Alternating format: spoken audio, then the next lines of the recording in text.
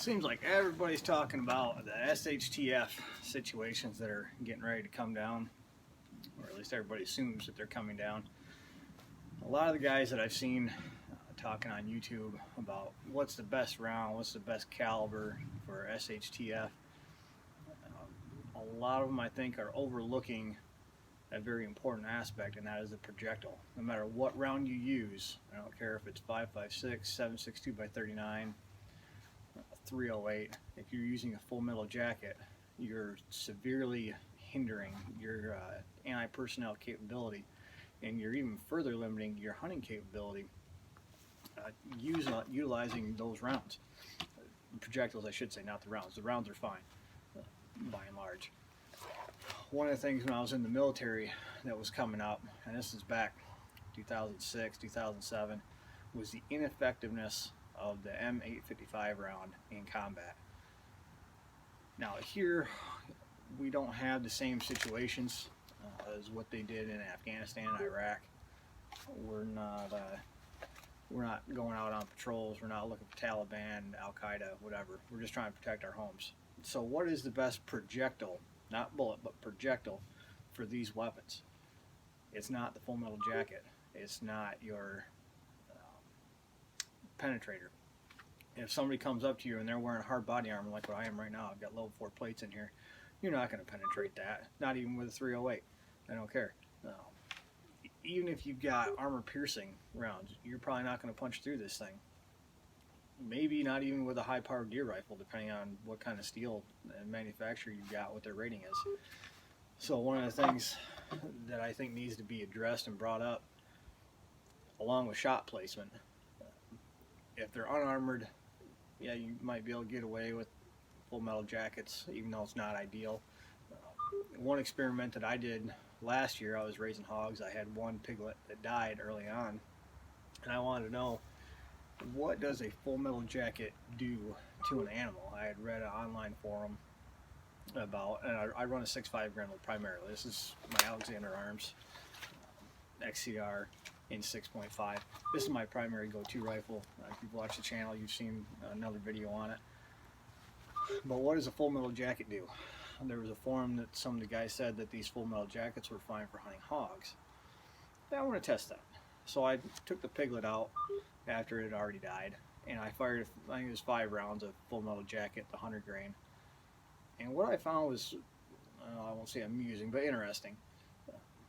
Most of the rounds, and I only fired from 30, 40 yards, most of the rounds just punched a hole through.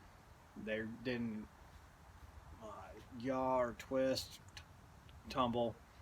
They definitely didn't expand, with the exception of, I believe, 2 that hit bone. Shoulder blades, hindquarter area, with the big leg bones.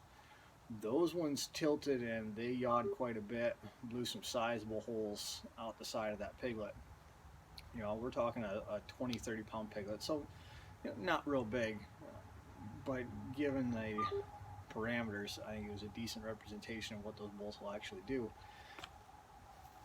So if you're using a full metal jacket, and this has been confirmed in multiple studies over the years since the late 60s, early 70s, unless they hit at the perfect angle, because the military went down from the original 1 in 14 twist rate on the M16 to now the 1 in 7 twist, the lighter bullets in particular are not as effective. That's why we continually are seeing our forces going to heavier and heavier bullets.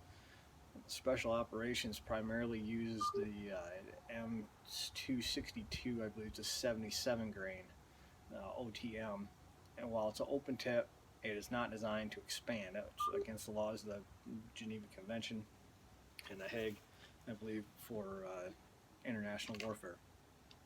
But what it does show is that the heavier bullets, one, they perform better on terminally, and they maintain their energy better over longer distances. So if you have a 400 or 500 yard engagement, you're losing a lot of velocity. With a 55 grain, it doesn't maintain its energy. Now, the other issue is shot placement. If you have somebody with hard body armor coming up, you don't want to shoot them in the body armor. And if you have a light bullet that's, quite frankly, not going to do a whole heck of a lot, it's going to punch 22 holes, it's next to useless. Yeah, it's going to hurt, but they can still be in the fight. So one of the things that I'm looking at going into, and I wanted to hit on this, is the heavier bullets. Last AR I bought a week or so ago has that 1 in 7 twist rate. I can't really throw light bullets out there and expect much out of them. And hollow points will help out, yeah. You know, they're probably going to be pretty accurate out of that gun. But the heavier weight bullets are really going to come into play in a 5.56 223 type rifle. One of the best ones that I found is the Hornady Steel Match. You guys can see that. I picked these up some years ago. I had another XCR, and along with this one, both of them had 5.56 barrels, just in case. Excuse me. Even though I like the 6.5 Grendel, it's a great round. It's my go-to. I am prepared in case I do run out of ammo for this, that I have a backup. This thing uses AR type mags.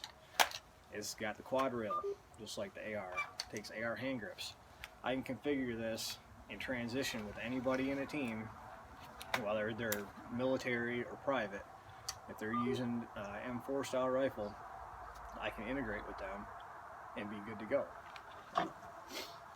But I was saying the shot placement with hard body armor, regardless of full metal jackets, hollow points, ballistic tips, whatever you got, your primary areas that you're going to want to shoot at will be the head and the waist area.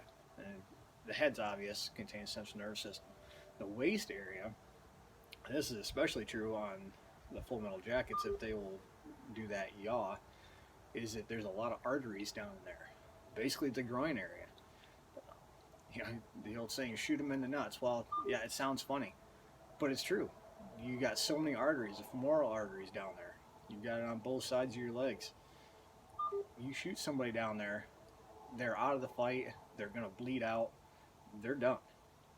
Not that they don't have a little bit of fight left in them, but you've effectively stopped that threat. You put a bullet through the pelvic bone, you put it through the hip joint. They're not coming towards you unless they're hyped up on something, which probably a lot of people aren't really going to be hyped up on much in an SHTF situation. There might be a few, you know, coming out of the inner cities and whatnot. But getting those non-full metal jacket rounds is going to be a huge help. You know, a lot of the emphasis has been put on personal security, community security, and that's good. But the other factor is hunting. You know, if you're out on, say, you're patrolling your yard, your land, your neighborhood, and you need food, and you see a deer, or you see a hog, a full metal jacket's just not going to do it. You might get lucky with a headshot. I've seen deer drop with full metal jackets. Well, one, it's illegal currently, but it is far from ideal. So carrying a hollow point or a ballistic tip, you know, and you can carry both rounds. I just received a 500 round case of full metal jackets. They're not my favorite round, but they're good training rounds, and they sure as heck beat nothing. You know, so I'll continue to run full metal jackets in some capacity, just when I want to go out, blast a few rounds off. But no matter what weapons platform you're carrying, your hollow points and ballistic tips are going to be your best friends. They're the ones that are going to go through, they're going to put the threat down quickly, whether it's blowing an arm off, blowing a leg off, you know, whatever your shot placement is, you know, assuming they're wearing body armor. But, yeah, so hopefully that helps you guys out, and we'll see you down the road.